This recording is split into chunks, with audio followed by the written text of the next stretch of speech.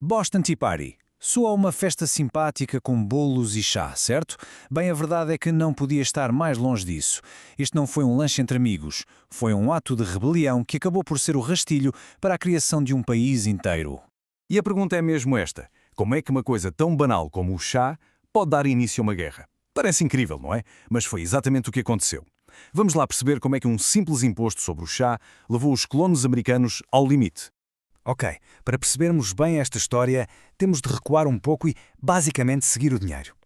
A Grã-Bretanha tinha saído de várias guerras e, como se pode imaginar, estava cheia de dívidas. E quem é que eles acharam que podia ajudar a pagar a conta? Exatamente, as suas colónias na América. A solução pareceu-lhes simples: criar novos impostos sobre os produtos que os colonos importavam. E o produto mais popular de todos era, sem dúvida, o chá.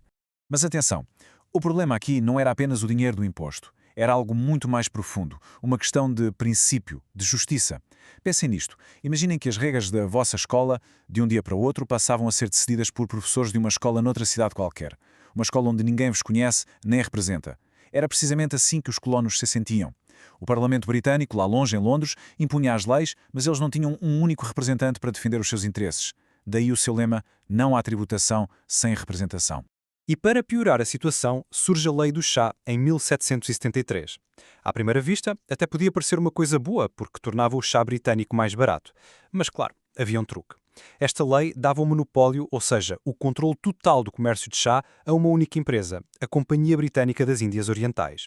Na prática, isto significava que todos os pequenos comerciantes locais iam simplesmente à falência. Os colonos perceberam logo a jogada. Era uma forma de os obrigar a aceitar o imposto e, ao mesmo tempo, de esmagar a sua economia local.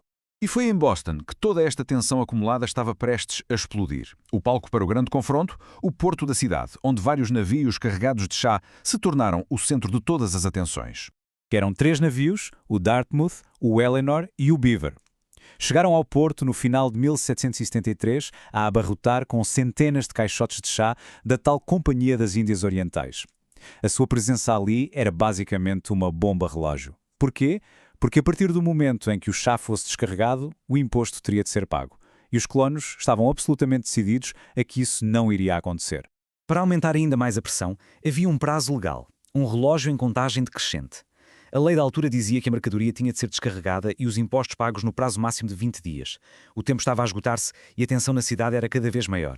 Ainda se tentou uma solução pacífica. Os colonos pediram ao governador para simplesmente mandar os navios de volta para a Inglaterra. Problema resolvido? Certo? Errado. O governador, leal ao rei, recusou. Para ele, a lei era para ser cumprida e os impostos eram para ser pagos. Chegou-se a um impasse total. Ninguém estava disposto a ceder. Com as negociações completamente bloqueadas, a paciência esgotou-se. E na noite de 16 de dezembro de 1773, um grupo de patriotas conhecido como os Filhos da Liberdade decidiu que tinha chegado a hora de passar das palavras aos atos. O plano deles era simples, mas extremamente ousado. Primeiro, disfarçaram-se nativos americanos da tribo Mohawk. O disfarce tinha um duplo objetivo. Por um lado, claro, esconder as suas identidades para não serem presos por traição, mas tinha também um lado simbólico muito forte. Era uma forma de dizerem que já não se sentiam britânicos, mas sim algo novo, algo americano. Depois, subiram a bordo dos navios e foram diretos ao alvo. E não brincaram em serviço. No total, foram 342 caixotes de chá, todos eles arrombados e o conteúdo atirado a borda fora para as águas do porto. A mensagem não podia ser mais clara. Preferiam destruir o chá do que pagar um imposto que consideravam injusto. Para se ter uma ideia da escala, 342 caixotes equivalem a mais de 41 mil quilos de chá, mais de 41 toneladas. Foi tanto que, dizem as crónicas da época, as águas do porto ficaram castanhas e um cheiro intenso a chá ficou no ar da cidade durante vários dias.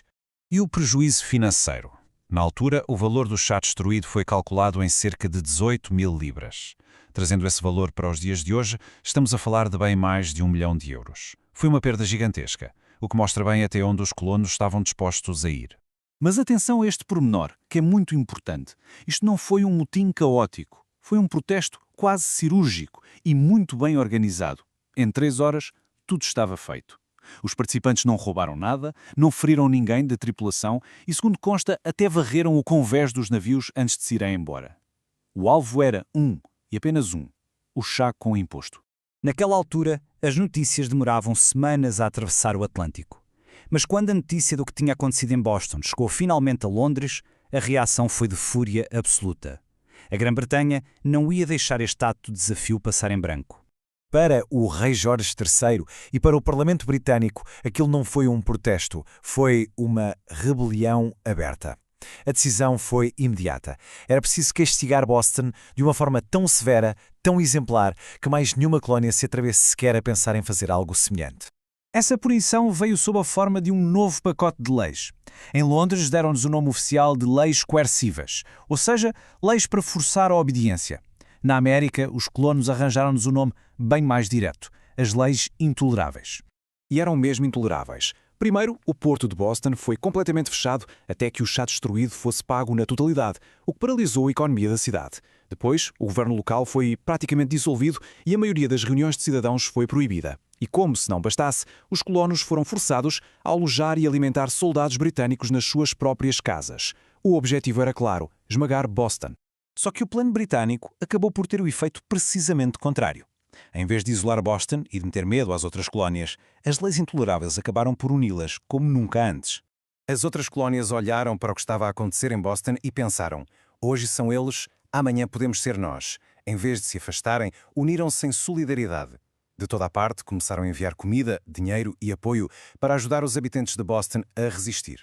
Esta onda de apoio levou a algo ainda maior: organização política.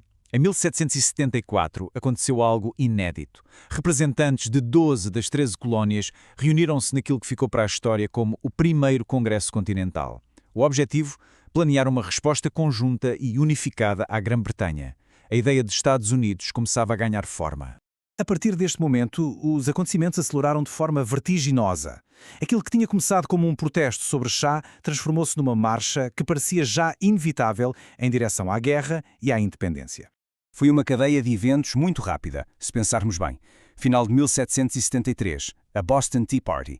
Como resposta, em 1774, a Grã-Bretanha impõe as leis intoleráveis. Como reação a isso, ainda em 1774, as colónias unem-se no primeiro Congresso Continental e menos de 2 anos depois do protesto do chá, em 1775, são disparados os primeiros tiros da Guerra da Independência.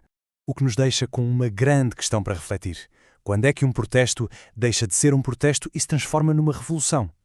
A história da Boston Tea Party mostra que, por vezes, um único ato de desafio feito em nome de um princípio pode criar uma onda de choque que muda o mundo. Foi o que aconteceu quando umas centenas de caixotes de chá, atirados ao mar, ajudaram a criar uma nova nação. E assim terminamos esta análise. Até à próxima.